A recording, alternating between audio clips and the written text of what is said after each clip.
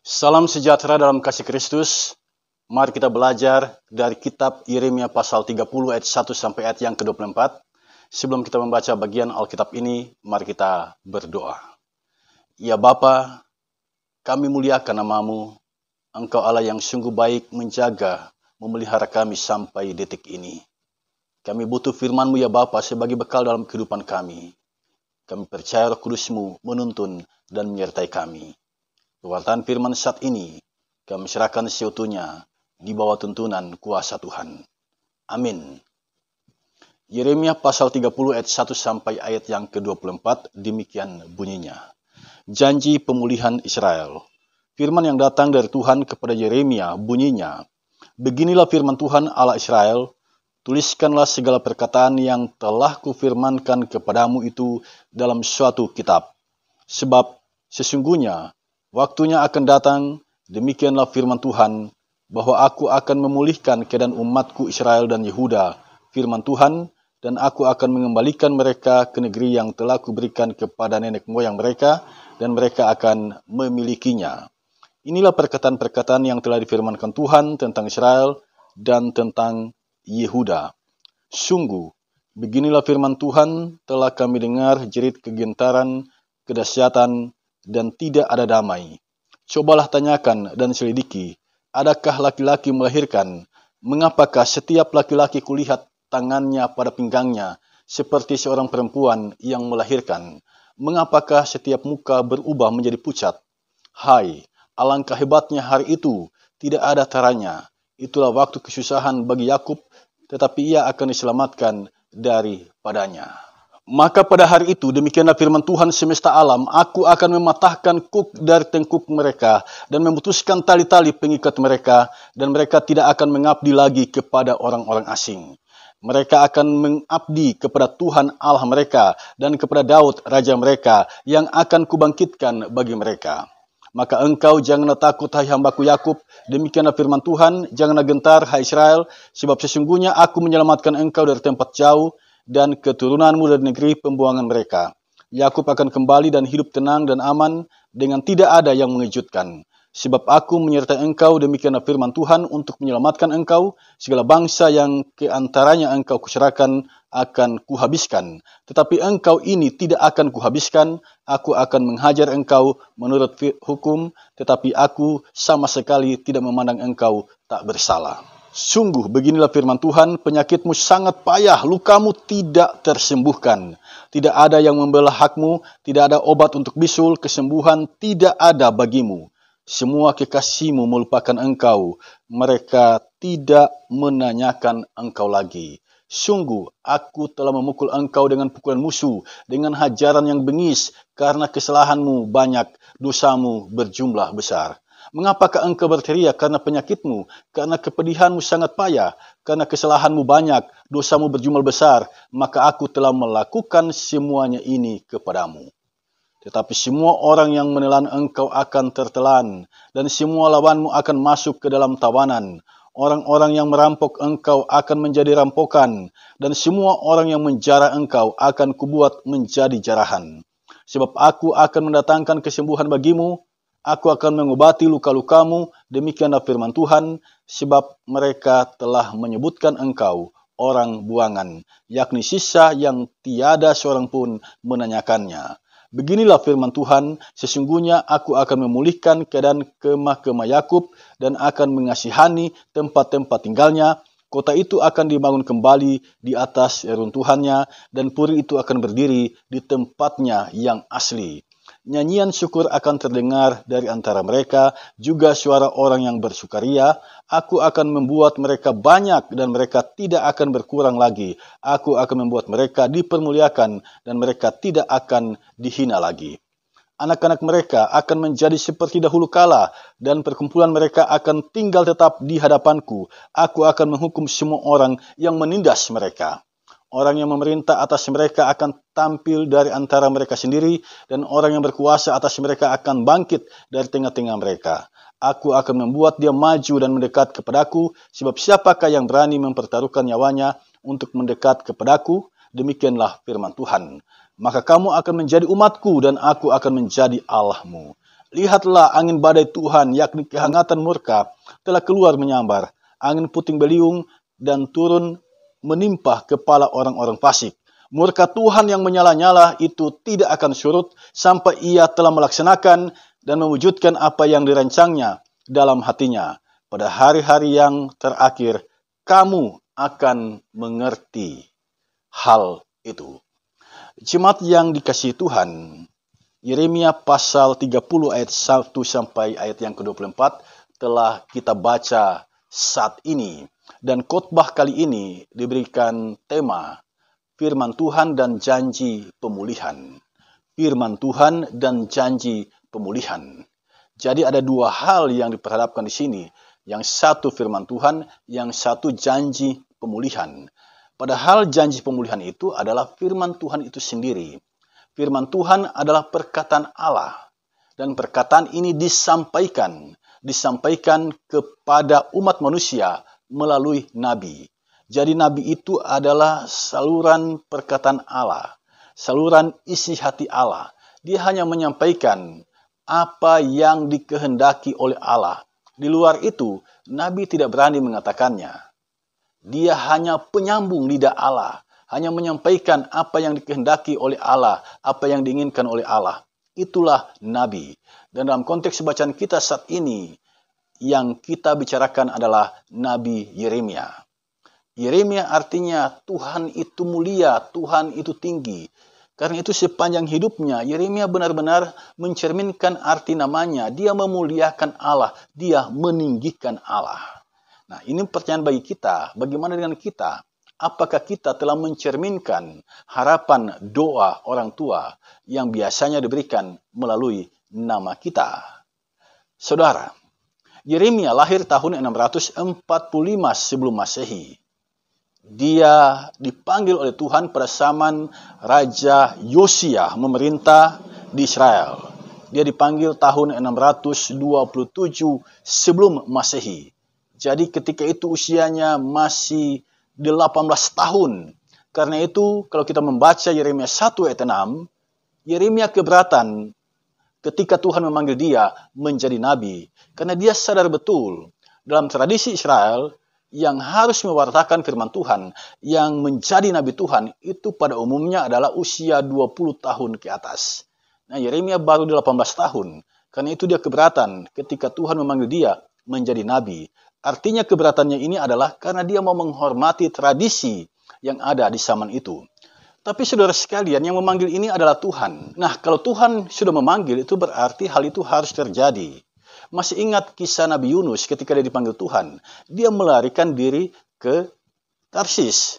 Tapi toh pada akhirnya dia tetap kembali ke jalan itu karena Tuhan dengan kuasanya dia mengembalikan Nabi Yunus untuk menjalankan panggilannya. Nah, demikian halnya dengan Yeremia. Sekalipun Yeremia keberatan bahwa dia masih muda dan dia tidak pintar bicara, tapi Tuhan tetap memakai Yeremia menjadi alat di tangannya. Nah, kalau kita membaca Yeremia pasal 1, kita akan tahu bahwa Nabi Yeremia ini menjalankan tugas kenabiannya melewati beberapa pemerintahan raja. Mulai zaman Yosia, Yoahas, Yoyakim, Yoyakin, dan pada akhirnya raja yang terakhir yaitu Sedekia. Nah, karena itu saudara sekalian, kita bisa pahami betapa luar biasanya Tuhan kita. Orang yang sebelumnya sadar diri bahwa dia masih muda, masih kurang pengalaman, tetapi toh di tangan Tuhan dia bisa berkarya selama 40 tahun. Nah, saudara sekalian, mengapa bangsa Israel punya pemahaman bahwa pewarta firman Tuhan itu atau nabi itu minimal berusia 20 tahun. Mengapa bangsa Israel punya pemahaman yang seperti ini? Karena ukuran yang mereka gunakan adalah ukuran manusia. Dan ukuran itu sampai sekarang itu juga dapat kita temukan di dalam kehidupan bergereja, di dalam kehidupan bermasyarakat.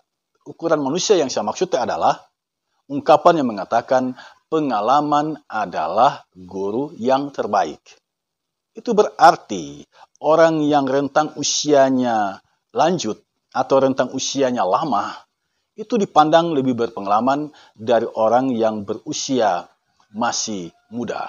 Jadi orang muda dipandang kurang pengalaman dipandang masih emosional, dipandang masih labil.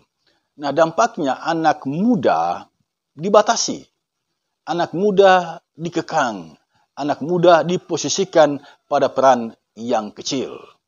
Itulah yang Yeremia alami. Selama hidupnya, bangsa Yahudi tidak mau mendengar firman Tuhan yang disampaikan oleh Yeremia.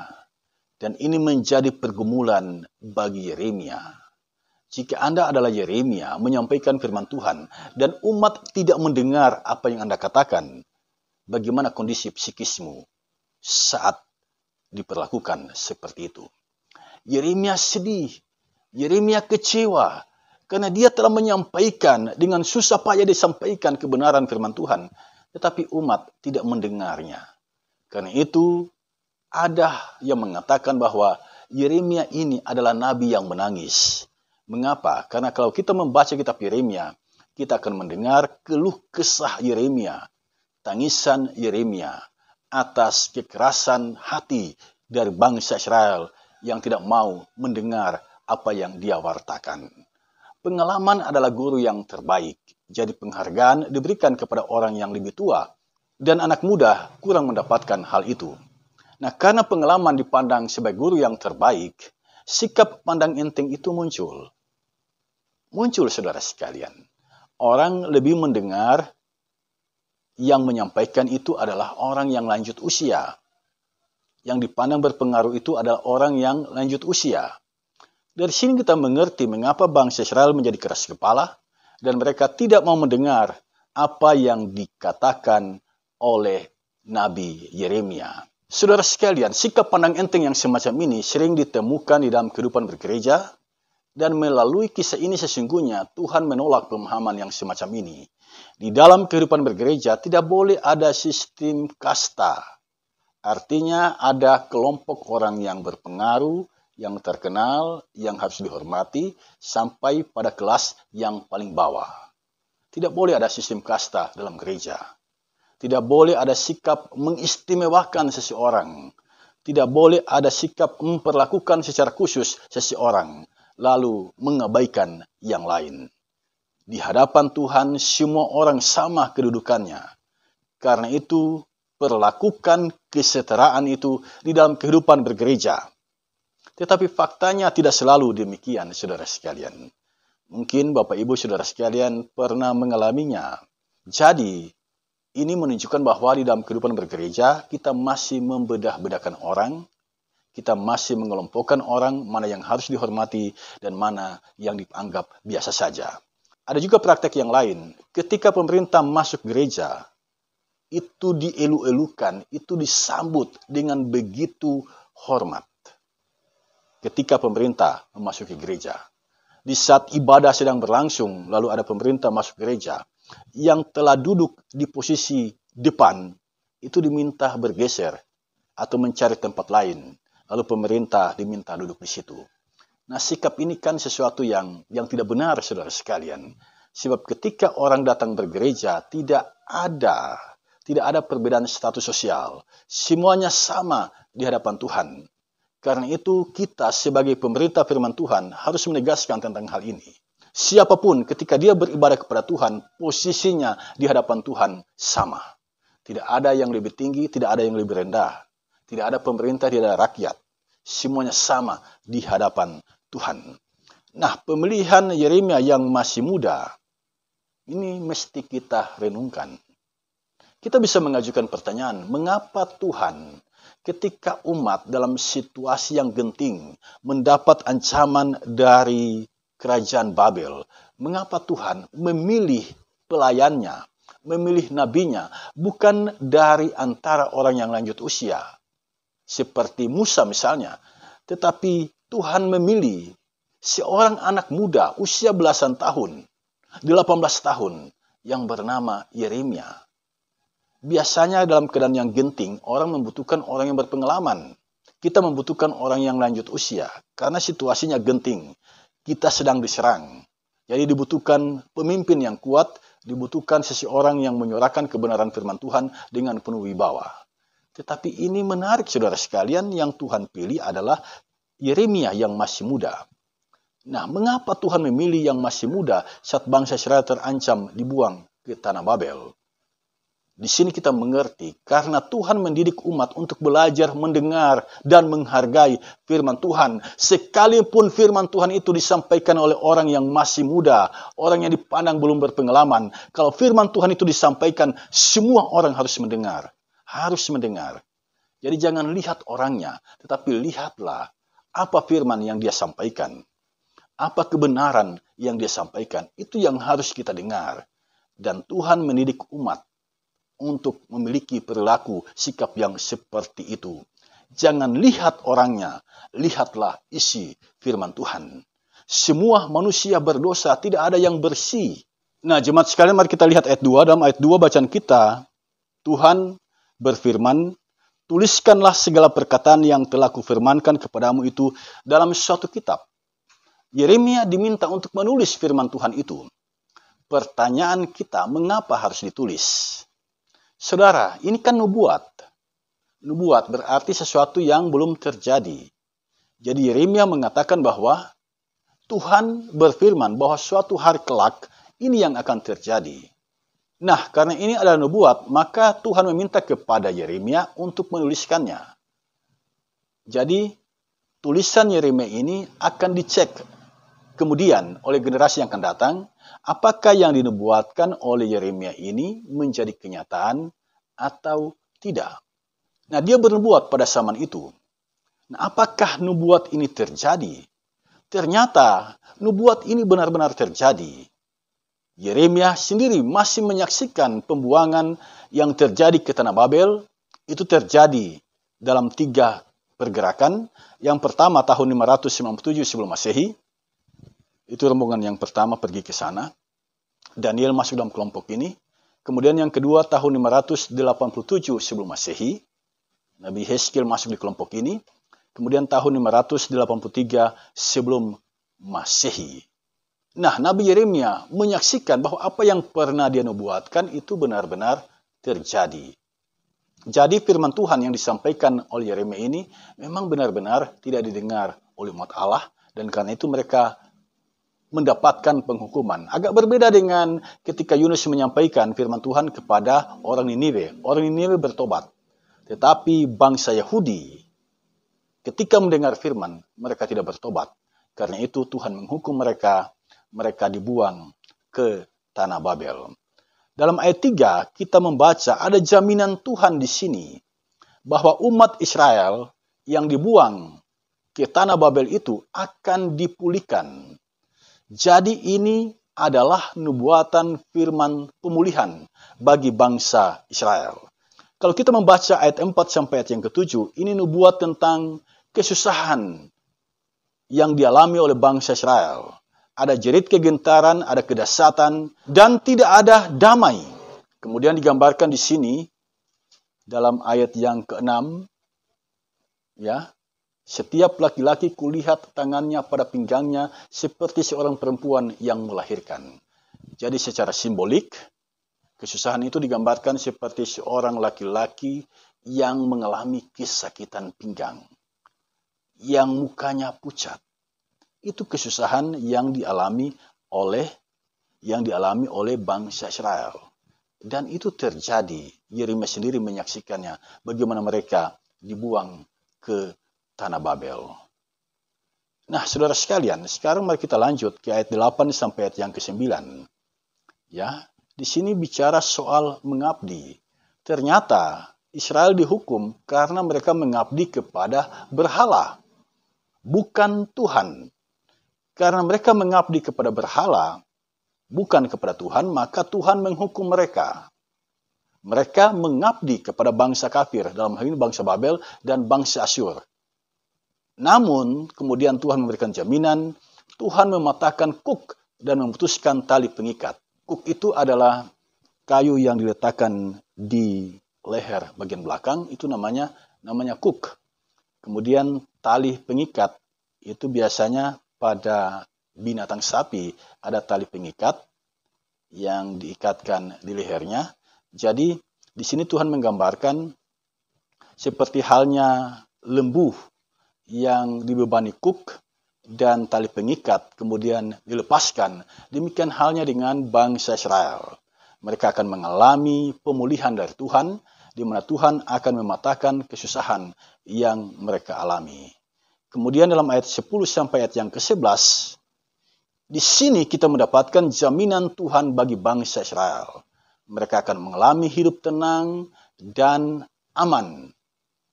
Intinya selama Israel mengabdi kepada Tuhan, mereka tenang. Mereka mengalami kedamaian. Mereka mengalami keamanan. Tetapi saat mereka mengabdi kepada berhala, sejak itu ketenangan itu hilang, keamanan itu hancur. Jadi Tuhan itu sesungguhnya adalah penjaga kita. Tuhan adalah sumber ketenangan batin kita. Dalam ayat yang ke-12 sampai ayat yang ke-15, Tuhan memberitahu bahwa kesusahan itu terjadi akibat dosa. Jadi betapa mengerikannya akibat dosa itu. Ini bagian dari cara Tuhan mendidik umat. Dalam ayat yang ke-16 sampai ayat yang ke-22, ini berisi jaminan pemulihan dari Allah. Pemulihan terjadi jika umat kembali mengabdi kepada Tuhan. Dan ini dibuktikan oleh Tuhan sendiri.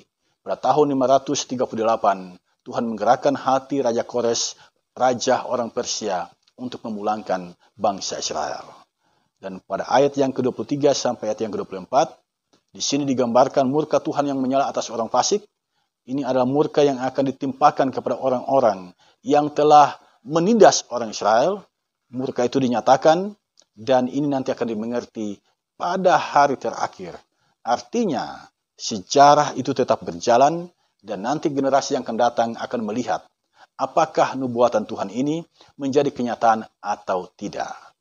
Nah, pada kenyataannya apa yang dinubuatkan oleh Nabi Yeremia ini menjadi kenyataan. Umat ditindas, umat dibuang ke Babel, umat dijajah di sana, kemudian berganti-ganti kerajaan menjajah mereka, tetapi pada akhirnya tahun 538, Raja Kores mengeluarkan dekret di mana semua orang Israel yang ada di Babel dan di mana saja boleh kembali ke tanah air mereka.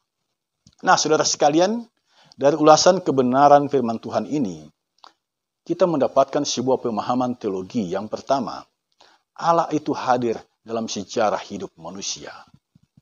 Dimanapun engkau berada, kemanapun engkau pergi, jangan pernah melupakan bahwa Tuhan ada beserta dengan engkau. Dia ada dalam sejarah hidupmu. Masih ingat ucapan Yesus sebelum dia naik ke surga? Kalimat terakhir yang diucapkan adalah, Aku menyertai kamu senantiasa sampai akhir zaman. Sampai akhir zaman, sampai akhir hidup kita. Penyertaan Tuhan itu tetap berlaku. Jadi, kemanapun kita melangkah, ingat dan peganglah jaminan Tuhan ini. Inilah pemahaman teologi kita, bahwa Tuhan menyertai kita, Tuhan menyertai gerejanya. Karena itu kalau gereja ditutup, tidak usah takut. Kalau gereja itu dipersulit pembangunannya, tidak usah kecewa. Mengapa? Karena kita ada bersama dengan Tuhan. Adanya bangunan atau tidak, kita sedang ada bersama dengan Tuhan. Itulah sesungguhnya pemahaman teologi yang harus disampaikan kepada warga jemaat. Ada gedung gereja ataupun tidak, kita tetap ada dalam penyertaan Tuhan. Tuhan senantiasa menuntun kita. Yang kedua, orang yang mengabdi kepadanya dijaga olehnya dan diberikan ketenangan. Sebaliknya, ketika kita beralih dari Tuhan dan mengabdi kepada kuasa yang lain, maka Tuhan akan mendidik kita dengan keras agar kita kembali ke jalan yang benar. Nah, saudara sekalian, sekarang setelah kita mendapatkan pemahaman teologi, apa pelajaran yang kita dapat petik dari ulasan kebenaran firman Tuhan ini? Saya mencatat 4 hal penting. Yang pertama, soal panggilan Tuhan. Ternyata Tuhan memilih seseorang menjadi pelayannya, menjadi hambanya. Itu adalah kebebasan Tuhan sendiri. Itulah kasih karunia Tuhan sendiri, kemauan Tuhan sendiri. Dan dalam hal memilih orang menjadi hambanya, Tuhan tidak hanya memilih orang-orang yang lanjut usia, orang-orang yang sudah matang, orang-orang yang sudah dewasa. Tetapi anak muda, usia belasan tahun, itu juga dipilih oleh Tuhan. Lihatlah Yeremia, dia masih muda, usia belasan tahun. Dipilih ketika Raja Yosia menjadi raja di kerajaan Yehuda. Yeremia dipilih. Yeremia dipilih oleh Tuhan. Tetapi sangat disayangkan orang Israel tidak menghargai panggilan Tuhan bagi Yeremia. Seumur hidupnya, Yeremia menyampaikan kebenaran firman Tuhan. Tetapi bangsa Israel yang berdiam di kota Yerusalem tidak mendengar apa yang dikatakan oleh Nabi Yeremia. Malah mereka membunuh Yeremia ketika Yeremia dibawa lari oleh mereka ke tanah Mesir. Nah, jadi kalau soal panggilan Tuhan, Tuhan tidak hanya memilih orang yang lanjut usia, tetapi juga Tuhan memilih orang-orang yang masih muda. Yang kedua, mentalitas pelayan Tuhan. Saya membayangkan kehidupan Nabi Yeremia. Dipanggil di usia belasan tahun, menjadi pelayan Tuhan. Kemudian apa yang dia sampaikan tidak didengar oleh umat. Tetapi Yeremia tetap tekun menyampaikan kebenaran firman Tuhan itu. Sekalipun dia nyaris mati ketika dia dibuang ke dalam sumur. Tetapi kemudian diselamatkan oleh seorang yang berkebangsaan Ethiopia. Semua itu cara Tuhan melindungi Yeremia. Jadi sekalipun Yeremia mengalami kesusahan, mentalnya begitu kuat. Dan dia dijaga dan dilindungi oleh Tuhan. Ini menjadi motivasi bagi kita para pelayan Tuhan. Dalam menjalankan tugas pelayanan, ada saja tantangan yang kita hadapi. Tantangan yang berat. Tantangan yang merobek isi hati kita. Tantangan yang melukai perasaan kita. Belajarlah pada Nabi Yeremia. Sekalipun dia menderita, dia tetap bertahan, ikut Tuhan. Dia tidak meninggalkan Tuhan. Dia tetap ikut Tuhan sampai akhir hidupnya. Itulah mentalitas pelayan, militan dalam menjalankan tugas pelayanannya. Yang ketiga, hukum tabur tuai. Ketika manusia berbuat dosa, Tuhan mendidik dia dengan keras, memberikan hukuman kepadanya agar dia kembali ke jalan Tuhan. Tetapi ketika manusia itu menjalani kehidupan sesuai dengan kehendak Tuhan, sekalipun hidupnya pahit, Tuhan menjaga dan melindungi dia. Yang keempat, soal kasih karunia Tuhan. Ketika bangsa Israel berada di tanah Babel, kemudian mereka dipulangkan kembali ke kota Yerusalem. Dipulangkan kembali ke tanah leluhur mereka. Itu semua terjadi bukan karena bangsa Israel telah berbuat baik. Bukan. Itu semua adalah kasih karunia Tuhan semata. Jadi keselamatan itu sesungguhnya adalah kasih karunia semata. Anugerah Tuhan semata.